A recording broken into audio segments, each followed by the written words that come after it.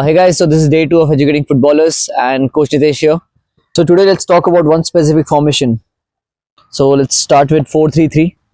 So 4-3-3 basically how it says you have 4 defenders, you have 3 midfielders and 3 forwards. Now in this we can always have maybe 1 CDM and 2 attacking midfielders, or you can have 2 CDMs and 1 attacking midfielders. So that's how it is positioned. And in the front you have 1 forward, 2 wingers, or you can have all 3 forwards who are playing a little more closer. So that depends on your coach. So now there are pros and cons for the same thing. तो 4-3-3 में भी क्या, you have 3 forwards, तो high press करना थोड़ा easy हो जाता है. If your opponent team has the ball here, you can always press because you have 3 guys going up front. And midfield में भी काफी overload है, तो centrally opponent cannot create their attacks क्योंकि center में बहुत ज़्यादा compactness रहता है. And cons इसका है कि if your front three gets beaten, there's a lot of space on the wings here which the opponents can exploit, and वहाँ से goal खाने की chance बहुत higher है. So these are the pros and cons at a basic level.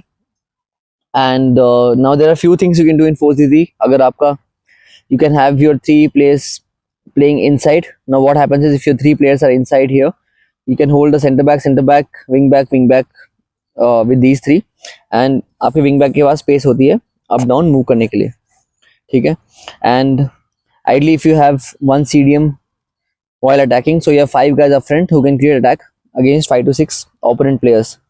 Also defensively, even if your front 3 gets beaten, you always have 4 plus 3, 7 guys defending.